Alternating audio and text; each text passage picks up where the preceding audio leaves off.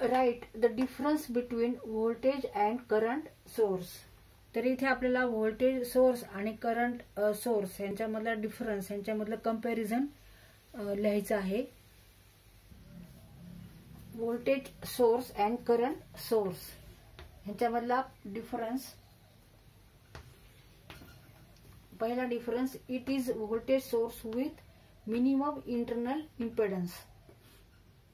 Internal impedance कसा आहे, minimum आहे, कमीत कमी आहे. आणि it is a voltage source with maximum internal impedance. Maximum internal impedance कसा आहे, मॅक्झिमम म्हणजे जास्तीत जास्त आहे. इंटरनल इम्पेडन्स म्हणजे रेजिस्टन्स जास्तीत जास्त आहे करंट सोर्स मध्ये, आणि व्होल्टेज सोर्स मध्ये रेजिस्टन्स हा कमीत कमी आहे. मिनिमम म्हणजे कमीत कमी. Second, it is a voltage source in a series with ZI. ZI म्हणजे इंटरनल इम्पेडन्स. म्हणजे ZI इंटरनल इम्पेडन्स इथे कसा आहे, सिरीज मध्ये आहे, सिरीज. आणि इथे it is a voltage source in a parallel with ZI म्हणजे इंटरनल इम्पेडन्स.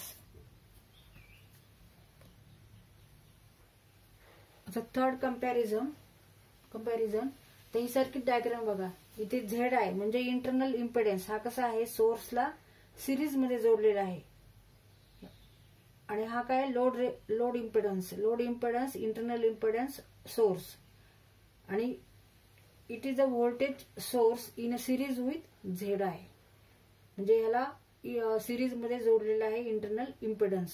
आणि इथे मात्र कसं आहे, सोर्सला इंटरनल इम्पेडन्स कसा आहे, पॅरलल आहे, ह्याच्या पॅरलल आहे.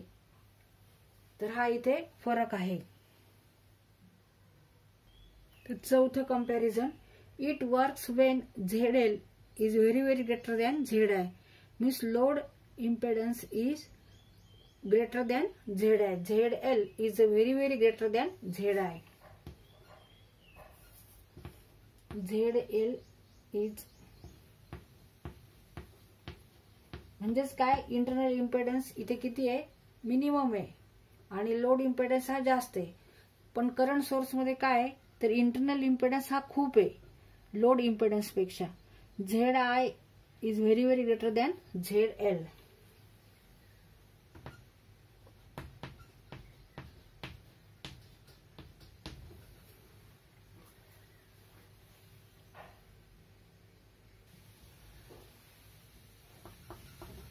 Now, in fact, there is no difference between voltage source and current source.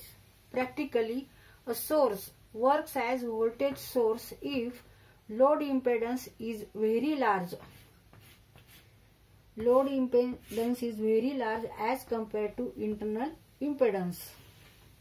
म्हणजे जेव्हा इंटरनल इम्पेडन्स हा मिनिमम असतो आणि लोड इम्पेडन्स हा जास्त असतो, म्हणजेच ZL is very greater than ZI, then that source is called as voltage source, and it works as a current source when load impedance is small.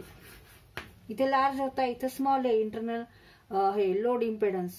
इथे load impedance large होता, voltage source मध्ये load impedance large आणि internal impedance कमी. आणि current source मध्ये काय, load impedance हा काय आहे, स्मॉल आहे as compared to internal impedance.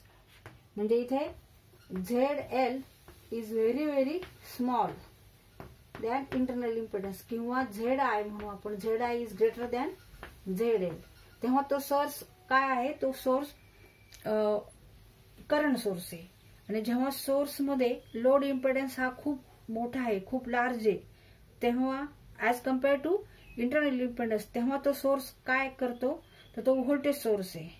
आणि करंट सोर्स तो केव्हा होईल, जेव्हा load impedance is very small than internal impedance, किंवा असं म्हणू शकतो internal impedance is very high as compared to load impedance, then that source is current source. In fact, there is no difference between voltage source and current source. Practically, a source works as voltage source if the load impedance is very large as compared to internal impedance, and it works as a current source when load impedance is small as compared to internal impedance.